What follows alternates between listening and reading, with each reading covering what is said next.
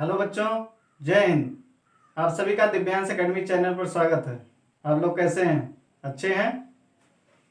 कल की वीडियो में हम लोग इसके पहले वाली वीडियो में हम लोग वर्ग और वर्गमूल के बारे में चर्चा कर रहे थे।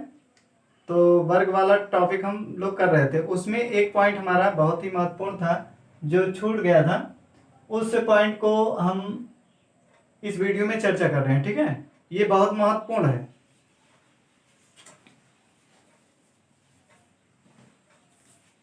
ये टॉपिक जो है आपका बहुत ही महत्वपूर्ण है। ये कंपटीशन की दृष्टि से भी और जो स्कूल में बच्चे पढ़ते हैं उनके लिए भी, क्योंकि ये प्रॉपर्टी जो है पूर्ण वर्ग संख्याओं के गुण प्रॉपर्टी, ये प्रॉपर्टी जानने के बाद जो कंपटीशन में बच्चे बैठते हैं उनके लिए क्वेश्चन को करना बहुत ही आसान हो जाता है। ठीक है, आइए इसको देखते हैं और समझते हैं। ये वीडियो आपके लिए बहुत ही महत्वपूर्ण है। ठीक है, इसको एंड तक जरूर देखें। देखिए, पहली प्रॉपर्टी दी है पूर्ण संख्याओं के गुण यानी प्रॉपर्टी। पहली प्रॉपर्टी हमारी क्या है? जिन संख्याओं में इकाई का अंक 2, 3, 7 या 8 हो वे कभी पूर्ण वर्ग नहीं होती हैं। वो कभी भी पूर्ण वर्ग नहीं होती हैं। क्यों? जैसे हमारा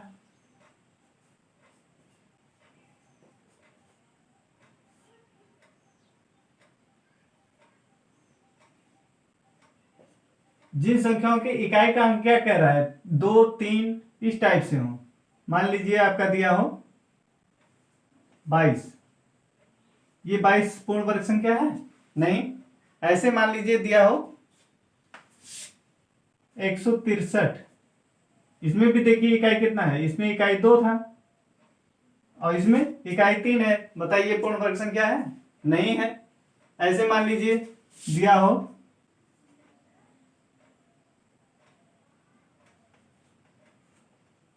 ये, बताइए पूर्ण वर्ग संख्या है? ये 7 है। इकाई के स्थान पे क्या है? 7 है। तो हमारा कंडीशन जिन संख्या में इकाई का अंक क्या 2, 3, 7 या 8 हो वे कभी पूर्ण वर्ग नहीं होती हैं। अब ये भी क्या पूर्ण वर्ग नहीं होगा। ठीक है, मान लीजिए और कोई संख्या दी हो,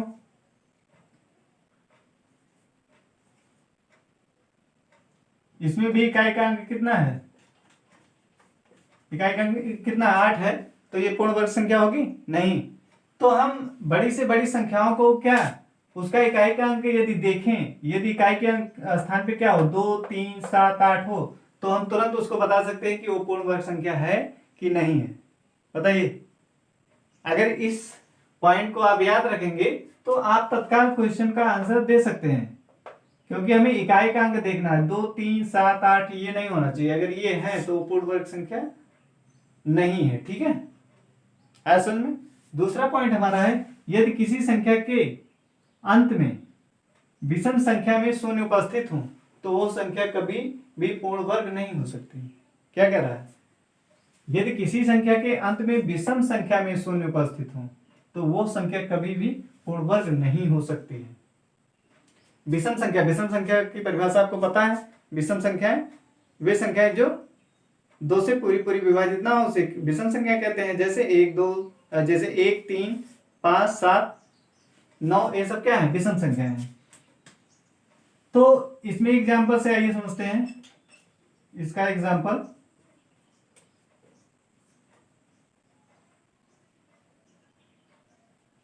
मान लीजिए दिया है 120। ठीक, कितना दिया है? 120।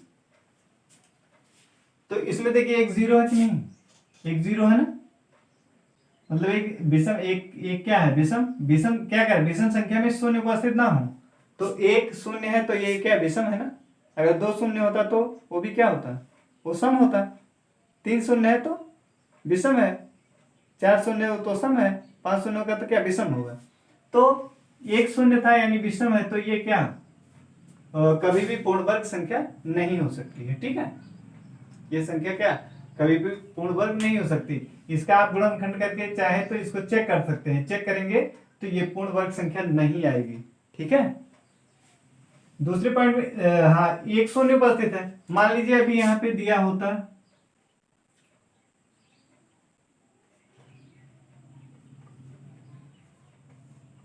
इस तरीके से, अब कितने शून्य है? क्या कह रहा था, किसी संख्या के अंत में विषम संख्या में शून्य उपस्थित ना हो, 1 2 3, तीन शून्य उपस्थित है तो विषम है कि नहीं। तीन संख्या उपस्थित, 3 जीरो उपस्थित है तो जीरो की संख्या क्या है, विषम है। हमें जीरो की संख्या को चेक करना है कि वो जीरो की संख्या जो है वो सम में आया है कि विषम में। यदि सम संख्या में है, जीरो की संख्या यदि क्या है, सम, उसको काउंट करेंगे। यदि वो सम में आता है तो पूर्ण वर्ग संख्या हो सकती है, ठीक होगी। और यदि वो संख्या क्या, शून्यों की संख्या जो है वो यदि विषम में काउंट होता है, ठीक है, तो क्या होगा, वो पूर्ण वर्ग संख्या कभी भी नहीं हो सकती है। ऐसे में देखिए इसमें 1 2 3, 3 जीरो आ गया तो क्या विषम हो गया। इसमें शून्य की संख्या क्या है, 3 है यानी विषम है, तो ये क्या होगी, पूर्ण वर्ग की संख्या कभी भी नहीं हो सकती है, ठीक है। अगला एग्जांपल समझते हैं। मान लीजिए दिया है 1 2 3 4 5 जीरो दे दिया, क्या दे दिया, 5 जीरो, ठीक। अब इसमें 5 जीरो है, 1 2 3 4 5 जीरो है। अब बताइए शून्यों की संख्या इसमें विषम है कि नहीं, शून्यों की संख्या क्या है इसमें, विषम है। देख रहे हैं 1 2 3 4, 4 और 1 5, शून्यों की संख्या 5 है, इसलिए ये भी क्या है, कभी भी पूर्ण संख्या नहीं हो सकती है। तीसरा पॉइंट हमारा है, एक को छोड़कर सभी प्राकृतिक संख्याओं के वर्ग या तो 3 के गुणक होते हैं अथवा 3 के गुणक से एक अधिक। एक को छोड़कर सभी प्राकृतिक संख्याओं के वर्ग या तो 3 के गुणक होते हैं अथवा 3 के गुणक से एक अधिक। तो मान लीजिए एक को छोड़ना है तो 2 का स्क्वायर, देखिए 2 का स्क्वायर कितना होता है, 2 का स्क्वायर कितना होता है, 4, क्यों, 2 का स्क्वायर कितना होता है, 4। तो इसको हम कैसे लिख सकते हैं, 3 गुणे 1 प्लस 1 लिख सकते हैं कि नहीं, 3 गुणे 1 प्लस 1 लिख सकते हैं। ऐसे 3 का स्क्वायर कितना होगा, यदि हम 3 का स्क्वायर करें तो 3 का स्क्वायर हमारा कितना आएगा, 9। इसको हम क्या लिख सकते, 3 गुणे 3, ठीक। ऐसे और संख्या का देख लीजिए, 4 का स्क्वायर देख लीजिए, 4 का स्क्वायर करेंगे तो कितना आएगा, 4 गुणे 4 का स्क्वायर कितना होता है, 16। तो इसको हम कैसे लिख सकते हैं, 4 का स्क्वायर 16, इसको हम कैसे लिखेंगे बताइए, कैसे लिखें, 3 गुणे 5 प्लस 1, 3 गुणे 5 प्लस 1, 4 का स्क्वायर कितना होता है, 16। तो हमने 16 को क्या लिखा, 3 पचे 15, 3 पचे 15 और प्लस 1 कितना हो जाएगा, 16। यदि हम 5 का स्क्वायर करें तो 5 का स्क्वायर कैसे करेंगे बताइए, 5 का स्क्वायर करेंगे तो कितना आएगा, 5 का स्क्वायर कीजिए कितना है, 25, ठीक। अब इसको हम क्या लिख सकते हैं,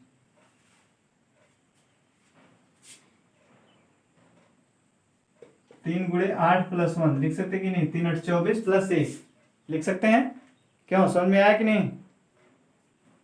ये हमने 2 का स्क्वायर किया तो ये 4 आया, इसको हम लिख सकते 3 गुणे 1 प्लस 1। ये 3 का स्क्वायर है, 9 आया, इसको लिख सकते 3 गुणे 3। ये 4 का स्क्वायर है 16, तो इसको हम लिख सकते 3 गुणे 5 प्लस 1। और ये 5 का स्क्वायर है, इसको लिख सकते 3 गुणे 8 प्लस 1। अब इसमें देखिए यहाँ पे क्या, यहाँ तो 3 का गुणक है, जो संख्या का वर्ग किया गया ये क्या है, 3 का गुणक है कि नहीं है, ये 3 का गुणक है ना, 3 गुणे 3 9, 9 यानी क्या है, 3 का गुणक है। फिर इसमें देखिए 3 गुणे 1 प्लस 1, मतलब 3 के गुणक से एक क्या है, अधिक है। देखो ये 3 गुणे 1 है प्लस 1 है, तो 3 के गुणक से क्या एक अधिक है, ये वाला स्क्वायर। ये वाला देखिए, ये वाला स्क्वायर, ये भी 3 गुणे 5 प्लस 1 यानी 3 के गुणक से क्या एक अधिक है, ठीक। इस वाले में देखिए ये भी क्या, 3 गुणे 8, 3 का गुणक से कितना अधिक है, 1 प्लस 1 हो रहा है, तो ये भी क्या 3 के गुणक से एक अधिक है। ये आपको समझ में आ गया। एक को छोड़कर सभी मतलब किसी भी संख्या का यदि हम वर्ग करेंगे, एक के अतिरिक्त किसी भी संख्या का यदि हम वर्ग करते हैं तो जो उसका वर्ग करने पर जो संख्या आएगी वो या तो 3 का गुणक होगा या 3 के गुणक से एक अधिक होगा, ठीक है। ऐसा में आगे हम अगला पॉइंट देखते हैं। अगला पॉइंट हमारा है, एक को छोड़कर सभी प्राकृतिक संख्याओं के वर्ग या तो 4 का गुणक होते हैं अथवा 4 के गुणक से एक अधिक होता है। इसका वर्ग कीजिए। मान लीजिए 2 का स्क्वायर कर रहे हैं, ठीक, 2 का स्क्वायर किया जा रहा है तो कितना आ रहा है 4। इसको हम क्या लिख सकते हैं, इसको हम क्या लिख सकते हैं बताइए। इसको हम 4 गुणे 1 नहीं लिख सकते हैं। यदि हम 3 का स्क्वायर करें, मान लीजिए 3 का स्क्वायर कर रहे हैं, कितना होगा 9, कितना होगा 9। अब इसको कैसे लिखेंगे बताइए। इसको हम लिखेंगे 4 गुणे 2 प्लस 1, 3 स्क्वायर है 9 आया, इसको 4 गुणे 2 प्लस 1, 4 दूनी 8 प्लस 1 हो गया, ठीक। ऐसे मान लीजिए 4 का स्क्वायर कर रहे हैं, 4 का स्क्वायर कीजिए, कितना होगा 4 चौक 16। इसको कैसे लिख सकते हैं, इसको हम 4 गुणे 4 लिख सकते हैं। क्या लिख सकते हैं 4 गुणे 4, ठीक। और 5 का स्क्वायर करके देख लीजिए, 5 का स्क्वायर, इसको हम 25, इसको कैसे लिख सकते हैं 4 गुणे 6 प्लस 1, क्यों लिख सकते हैं कि नहीं, 4 गुणे 6 प्लस 1। इसमें देख रहे हैं 2 का स्क्वायर 4 हुआ, इसको 4 गुणे 1 लिखा गया। इसमें 3 का स्क्वायर 9 हुआ, इसको 4 गुणे 2 प्लस 1, 4 दूनी 8, 1 9। 4 का स्क्वायर 16, इसको हम 4 गुणे 4 लिख सकते हैं। 5 का स्क्वायर 25, इसको हम लिख सकते हैं 4 गुणे 6 प्लस 1, 4 छक 24 प्लस 1 जोड़ देंगे तब 25 हो जाएगा। अब इसमें देखिए ये 4 का गुणक है कि नहीं, 4 गुणे 1, यानी ये 4 का क्या है गुणक है। फिर 3 का स्क्वायर, ये 4 गुणे 2, 4 के गुणक से कितना प्लस 1, 1 अधिक हो रहा है, 4 का गुणक है ये, और इसमें कितना अधिक हो रहा है 1। और इसमें देखिए 4 का स्क्वायर 16 हुआ, ये 4 का गुणक है 4 गुणे 4।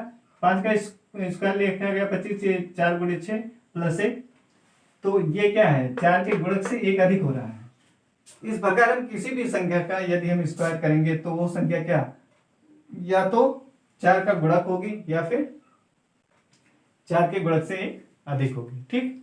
ऐसा सुनो, अगला पॉइंट हमारा है, प्रत्येक प्राकृतिक संख्या n के लिए, प्राकृतिक संख्या n के लिए, तो n ए स्क्वायर माइनस बी स्क्वायर वाला फार्मूला देखे होंगे, तो n प्लस 1 का स्क्वायर माइनस n का स्क्वायर क्या हो सकता है, n प्लस 1, एक ब्रैकेट में प्लस 1 होगा और दूसरे में क्या होगा n प्लस 1 माइनस n, मतलब ए स्क्वायर माइनस बी स्क्वायर, एक ब्रैकेट में a प्लस बी और दूसरे ब्रैकेट में a माइनस बी। कल हम इन फार्मूलों को बहुत विधिवत बताया था, ठीक है। ए स्क्वायर माइनस बी स्क्वायर क्या होता है, एक ब्रैकेट में a प्लस बी होता है, एक ब्रैकेट में a माइनस बी होता है, तो वही फार्मूला यहाँ लगा। आप देखो यहाँ n से n क्या हो रहा है, यहाँ पे n से n कैंसिल हो जा रहा है, तो बराबर कितना आ जाएगा n प्लस 1, 2n प्लस 1 आ रहा है, कितना आ रहा है 2n प्लस n+1 अपन प्लस n आ रहा है, n प्लस 1 प्लस n आ रहा है, ठीक है। तो ऐसे हम और संख्या लेकर देखते हैं। मान लीजिए दिया है 5 का स्क्वायर, ठीक, इसको 5 का स्क्वायर माइनस 1 कर ले, 5 का स्क्वायर माइनस कोई संख्या ले लेते हैं, कितना ले लें 5 का स्क्वायर माइनस मान लीजिए 4 का स्क्वायर ले लेते हैं, तो कितना हो जाएगा, या 3 ही का स्क्वायर ले लीजिए, कितना होगा ये, तो हो जाएगा ये एक में तो होगा, तो इसको हम डायरेक्ट क्या लिख सकते हैं, ये हमें देखिए इस टाइप से लेना, n प्लस 1 दूसरा n होना चाहिए, ठीक है। इसमें क्या कह रहा है, n जो है उससे 1 अधिक लेना है, यानी इसको 5 ले रहे हैं तो इसको 4 लेना पड़ेगा, ठीक। मान लीजिए 5 का स्क्वायर और 4 का स्क्वायर दिया है, उसका माइनस है, तो इसको हम डायरेक्ट कितना लिख सकते हैं, 5 प्लस 4 बराबर 9 लिख सकते हैं। आंसर कितना आ जाएगा इसका, 9 आ जाएगा। समझ रहे हैं, यदि n प्लस 1 का स्क्वायर माइनस n स्क्वायर है तो इसको हम डायरेक्ट लिख सकते हैं n प्लस 1 प्लस n, ठीक। यदि आपका कोई क्वेश्चन दिया है 5 का स्क्वायर माइनस 4 का स्क्वायर, मतलब वो क्या होने, क्रमागत होनी चाहिए, ठीक है।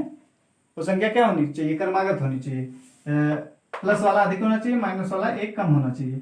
तो यदि इसका स्क्वायर करना है तो इसको हम डायरेक्ट 5 प्लस 9 करके लिख दीजिए, 5+4 करके लिख देंगे, वो कितना हो जाएगा, 9 हो जाएगा। इसी टाइप से और क्वेश्चन को आप देख सकते हैं, ठीक है। इतना समझ में आया कि नहीं? और क्वेश्चन देख लेते हैं। ये 7 का स्क्वायर माइनस 6 का स्क्वायर, मतलब ये जितना स्क्वायर ले रहे हैं उससे एक कम होगा। अब इसका कोई आपसे स्क्वायर पूछे कितना होगा, तो आप क्या करेंगे, फार्मूला लगाएंगे। तो फार्मूला आपको लगाने की जरूरत नहीं, इसको आप क्या कर दीजिए, 7+6 कर दीजिए। ये आंसर कितना आ जाएगा आपका, 13 ये आंसर आ जाएगा सीधा। ठीक, फार्मूला आपको लगाने की जरूरत ही नहीं। क्या करेंगे, आप फार्मूला लगाएंगे ही नहीं। मान लीजिए आपका दे दिया है बड़ी संख्या, मान लीजिए दिया है 23 का स्क्वायर माइनस 22 का स्क्वायर। ठीक, अब इसका स्क्वायर आपका पूछ रहा है, तो आप फार्मूला लगा के फिर उसको हल करेंगे, तब जाके आएगा ना। क्या करेंगे, आप फार्मूला लगाएंगे पहले, ए स्क्वायर माइनस बी स्क्वायर, एक में ए प्लस बी होगा, दूसरे में ए माइनस बी होगा। तो आप क्या, आपके पास एक ट्रिक बन गई है कि यदि n+1 square minus n square है तो इसका क्या होता है, n+1 और प्लस n, मतलब n+1 मतलब ये जो संख्या होगी क्या, इससे एक अधिक होगी। ये देखो n है, ये तो n+1 है ना, ये n+1 था, ये माइनस n स्क्वायर, मतलब ये जिसमें से घटाते हैं वाली संख्या क्या अधिक होगी, और ये कम, एक ही अधिक होगी। ये नहीं कि मतलब ज्यादा, 5 का स्क्वायर और -3 का स्क्वायर इस तरीके से, ऐसा नहीं। 5 का स्क्वायर माइनस 4 का स्क्वायर, 23 का स्क्वायर माइनस 22 का स्क्वायर, ऐसा नहीं कि 23 का स्क्वायर हो माइनस 20 का, तो उसको भी ऐसे लिख देंगे, कर्मागत होना चाहिए। ठीक है, तो इसको हम डायरेक्ट क्या लिख सकते, 23+25, 23+22 कितना आ जाएगा, ये 3 2 5 और 2 2 4, 45 आ गया। ठीक, ये आंसर हो गया। आया समझ में कि नहीं? अगर आपको इस तरीके से बड़ी संख्या का स्क्वायर दिया है और वो कर्मागत है, तो आप उसका डायरेक्ट आंसर ऐसे दे सकते हैं। आप लोग को समझ में आया होगा। अगला पॉइंट हमारा है, किसी प्राकृतिक संख्या n का वर्ग प्रथम n विषम संख्याओं के योग के बराबर होता है। क्या कह रहा है, किसी प्राकृतिक संख्या n का वर्ग प्रथम n विषम संख्याओं के योग के बराबर होता है। तो आइए देखिए, मान लीजिए आप किसी प्राकृतिक संख्या n का वर्ग प्रथम n विषम संख्याओं के योग के बराबर होता है। मान लीजिए आप एक का स्क्वायर कर रहे हैं, कितने का स्क्वायर कर रहे हैं, मान लीजिए आप एक का स्क्वायर, किसी प्राकृतिक संख्या n का स्क्वायर कह रहा है, तो आप n बराबर क्या, मान लीजिए एक ले रहे हैं, एक का स्क्वायर करेंगे कितना आएगा, एक आएगा। क्यों, एक आएगा कि नहीं, बोलिए, एक आएगा ना। और एक क्या है, प्रथम एक विषम संख्या, प्रथम एक विषम संख्या, एक ही तो है, एक है, और वो क्या है, विषम संख्या है। क्यों, समझ में आ रहा है कि नहीं, एक है, वो भी क्या है, विषम संख्या। ठीक है, प्रथम एक विषम संख्या का योग,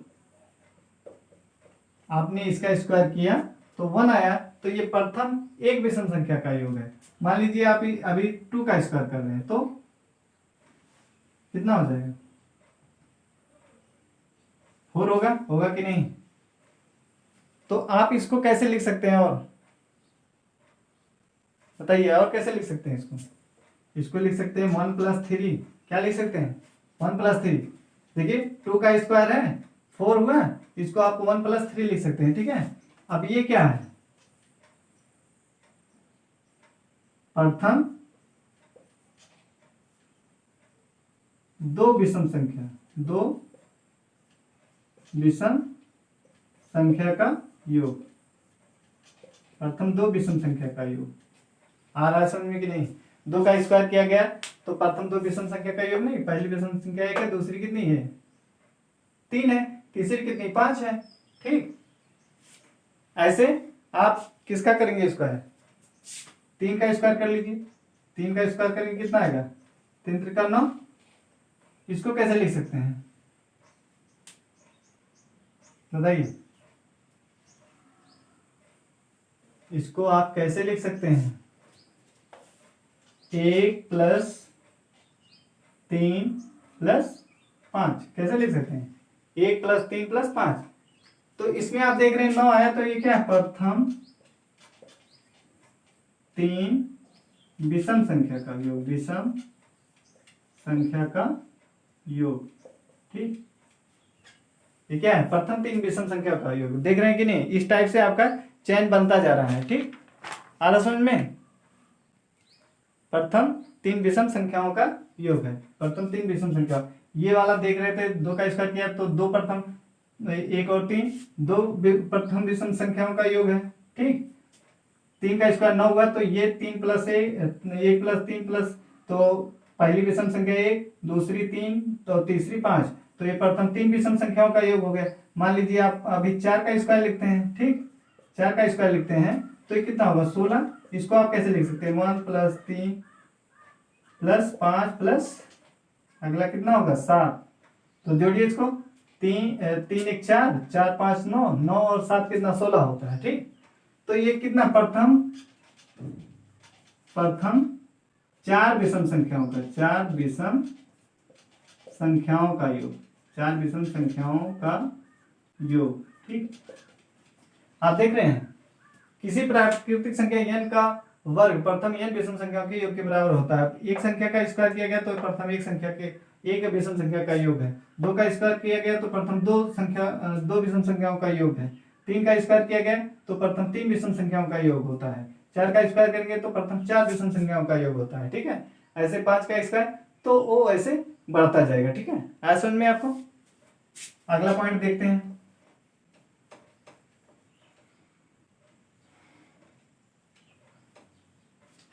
अगला पॉइंट हमारा क्या है, n एक पूर्ण वर्ग है तो 2n कभी भी पूर्ण वर्ग नहीं हो सकती है। क्यों?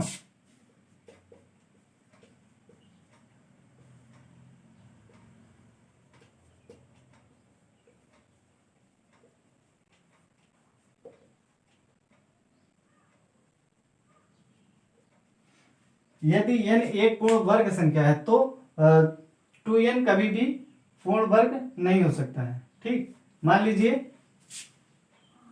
आप इसमें जैसे 4 क्या है पूर्ण वर्ग संख्या है कि नहीं, 4 क्या पूर्ण वर्ग संख्या है ना, 2 का स्क्वायर है तो क्या पूर्ण वर्ग संख्या है। यदि इसी को 4 का हम क्या कर दें, n कह रहा है पूर्ण वर्ग संख्या है, यदि इसे 2n मतलब 2 से गुणा कर दी जाए, यदि हम 2 में 2n कर दें, 2n का मतलब क्या 2 में 4 से गुणा कर दें, 8 हो जाएगा कि नहीं। अब बताइए 8 पूर्ण वर्ग संख्या है नहीं है, तो वही कह रहा है कि यदि n एक पूर्ण वर्ग संख्या है तो 2n कभी भी पूर्ण वर्ग संख्या नहीं होगा। यदि 4 पूर्ण वर्ग है तो इसका दूना, 4 का दूना, 2n का मतलब क्या है n का दूना, तो 4 का दूना 8, एक पूर्ण वर्ग संख्या है नहीं है। मान लीजिए 16 क्या है पूर्ण वर्ग संख्या है, 4 गुणे 4 पूर्ण वर्ग संख्या है कि नहीं, 16 क्या है पूर्ण वर्ग संख्या है, 4 गुणे 4, तो 4 का स्क्वायर। ठीक, यदि इसी 16 को हम क्या कर दें 2 से गुणा कर दें, 2n का मतलब क्या 16 को 2 से गुणा कर दिया जाए तो 32 हो जाएगा। आप बताइए 32 पूर्ण वर्ग संख्या है, ये नहीं है, ये क्या है पूर्ण वर्ग नहीं है ना। इसका स्क्वायर किया गया, ये पूर्ण वर्ग संख्या थी, लेकिन इसका जब दूना किया गया 4 का तो 8 है, ये पूर्ण वर्ग संख्या नहीं है। और ये भी क्या है, ये पूर्ण वर्ग संख्या नहीं है, पूर्ण वर्ग संख्या नहीं है। कितना समझ में आया कि नहीं। ऐसे कोई भी अगर संख्या वो पूर्ण वर्ग है, ठीक है, यदि आप उसका दूना करेंगे तो वो पूर्ण वर्ग संख्या कभी भी नहीं होगी। अगला देखिए, किसी भी धनात्मक या ऋणात्मक संख्या का वर्ग सदैव धनात्मक, क्या कह रहा है, किसी भी धनात्मक या ऋणात्मक संख्या का वर्ग सदैव धनात्मक होता है। मान लीजिए आप 7 का स्क्वायर कर रहे हैं, ठीक है, तो ये कितना आएगा 49 आएगा। तो 7 का स्क्वायर कितना 49 आया, धनात्मक आया कि नहीं। मान लीजिए आप -5 का स्क्वायर कर रहे हैं तो ये क्या 25, ये भी क्या है धनात्मक है कि नहीं है। किसी भी धनात्मक ऋणात्मक संख्या का वर्ग सदैव धनात्मक होता है, तो 7 का स्क्वायर किया गया 49 है, ये भी धनात्मक है। -5 था, इसका स्क्वायर किया गया तो 25 है, ये भी क्या है धनात्मक है। अगला पॉइंट, एक से बनने वाली संख्याओं जैसे 1, 11, 111 आदि के वर्ग एक रोचक प्रस्तुत करते हैं। जैसे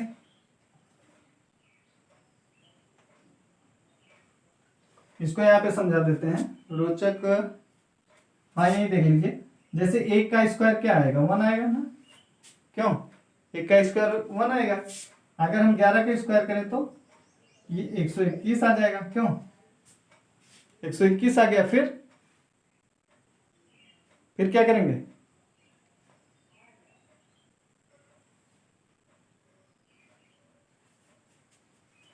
111 का स्क्वायर करेंगे तो कितना लिखेंगे 1, ठीक, क्या रहेगा 1 1 2 1 2 3 2 1, इसका स्क्वायर कितना आ जाएगा 1 2 3 2 1। इसमें देखो 1 का स्क्वायर 1 आया, 11 का स्क्वायर जब था 11 1 1, और बीच में इसका क्या कर दिया गया, योग कर दिया गया, ठीक है 1 1, फिर इसका योग करके लिख दिया गया, फिर यहाँ पे 1 1 रहेगा, ठीक 1 1 रहेगा, फिर क्या करेंगे 1 1 का लिख दीजिए, फिर 1 इसको जोड़ के 2 लिख दीजिए, फिर इधर का जोड़ के 2 लिख दीजिए, फिर इन तीनों का जोड़ के 3 लिख दीजिए बीच में, ठीक है। ये तो एक देख लीजिए एक क्या मतलब एक रोचक प्रतिरूप प्रस्तुत नहीं कर रहा है, 1 कैसे 21 और इसका किया गया तो 1 2 3 2 1 आ रहा है, 1 1 2 1 1 2 3 2 1, एक रोचक प्रतिरूप प्रस्तुत कर रहा है। ये बहुत ही इंपॉर्टेंट था, ठीक है। पूर्ण वर्ग संख्याओं का ये प्रॉपर्टी बहुत ही आपके लिए इंपॉर्टेंट है, इससे आपको क्वेश्चन करने में बहुत ही सहायता मिलेगी, ठीक है। बस आज के लिए इतना ही, जय हिंद।